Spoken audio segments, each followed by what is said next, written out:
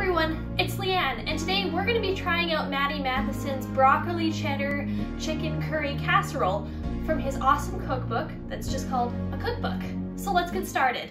So a lot of people don't know this, but the library has a bunch of cookbooks, not only in physical book format, but also in an ebook format, so you can read it on your phone or on your tablet or on your computer. Today's recipe that I'm grabbing from Matty's cookbook, I actually opened up in the Libby app.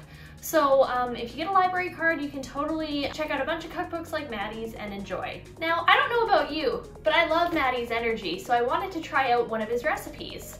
And this one looked absolutely delicious. So first things first, like with every cooking video that I do, I'm gonna go over the ingredients that we'll be using today. First up, we're gonna be using chicken breasts. Then we're also gonna be using some chicken thighs, salt and pepper, an onion. The recipe calls for grated garlic, but I'm just using pureed garlic that I got from the grocery store. It should pretty much be the same thing. We'll also be using some ginger, unsalted butter, heavy cream, also known as whipping cream, canola oil, yellow curry powder, cream cheese, cilantro. I couldn't find fresh cilantro anywhere, so I just picked up this tube of stirring paste cilantro, and I'm hoping that it'll be good enough, but we'll find out. We're also going to be using a bunch of green onion, broccoli. His recipe calls for a head of broccoli, but I'm just using broccoli florets, and I'm going to chop them into smaller pieces. It was cheaper because this was on sale. We're also going to be using orange cheddar cheese, frozen hash browns, and limes. I couldn't find limes in the grocery store, so I'm just going to use some lime juice. But if you can find actual limes, that would probably work a lot better. This is actually take 2 on this recipe because the first time I did this, I had a bunch of technical difficulties, so let's hope that this turns out better. Next step is to prep our ingredients before we start cooking. So I'm just gonna cut up our ingredients like the green onion and other things and get them ready to make into our delicious, tasty casserole.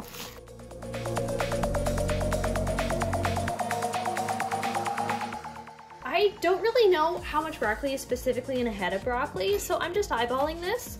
If there's a little bit too much broccoli in this recipe than what it calls for, that's okay by me, because I really like the taste of broccoli.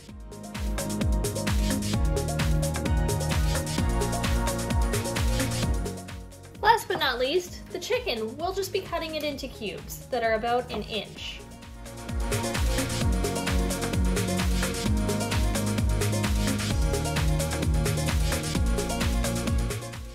So first things first, I'm just gonna preheat our oven to 400 degrees Fahrenheit.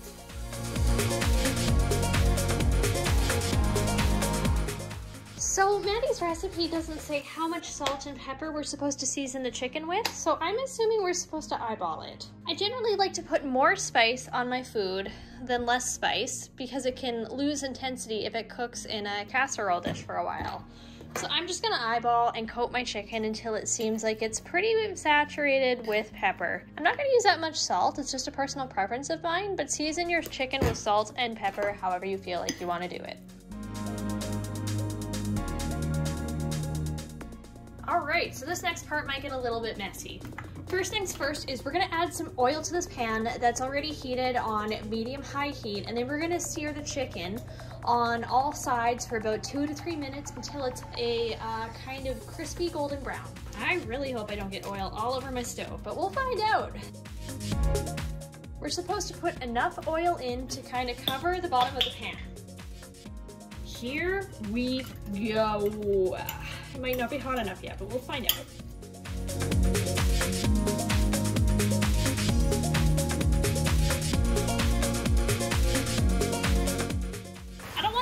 The chicken, so I'm going to take it out right now and start adding the rest of our ingredients.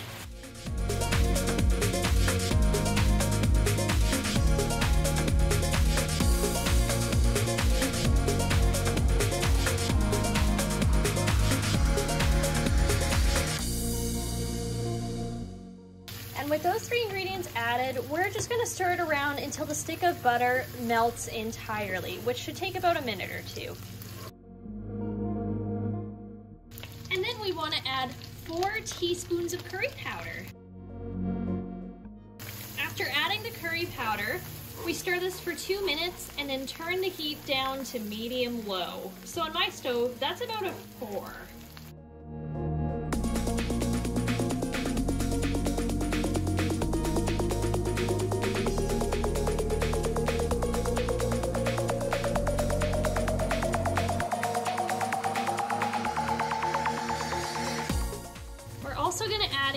1/2 of our cheddar cheese, which is about a cup.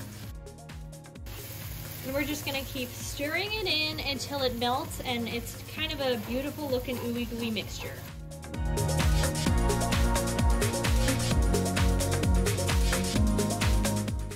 The trick with melting things is to be patient. You wanna use low heat and stir constantly. So we're just gonna keep stirring this until it kind of turns into a uniform ooey gooey brown color. Now we are going to add our chicken, our broccoli, and our hash browns into the mixture, and we're gonna stir them together to combine.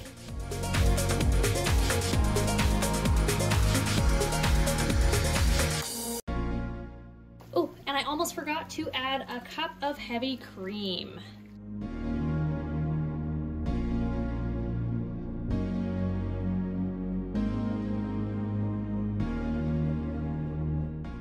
Alright, so now that our mixture is combined, our cheese is melted, our cream is added, and it's all looking delicious, we're going to spoon our mixture into a glass dish or a casserole dish, cover it with some cheese, and then let it bake for 20 to 30 minutes.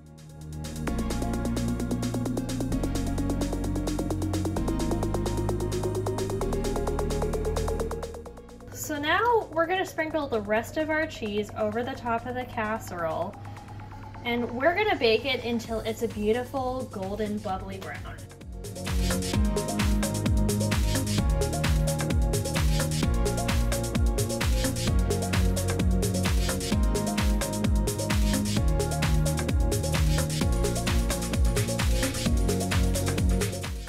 Oh yeah, look at that. All right, so after you let your casserole rest in the dish for 15 minutes, all it's left to do is scoop it out, put some stuff on it, and enjoy. Spoon your casserole on a plate, sprinkle it with some onions, green onions, and a dash of cilantro, some lime juice, and then it's perfect and you're all good to go. Thanks for sticking around with me for another cooking video from the Medicine Hat Public Library. I hope you enjoyed this video. This smells absolutely delicious, and I can't wait to eat it for dinner. The library has tons of cookbooks. We have physical cookbooks that you can currently get through our curbside pickup service, or we have a bunch of ebooks through Libby and Overdrive. I hope you enjoyed this video.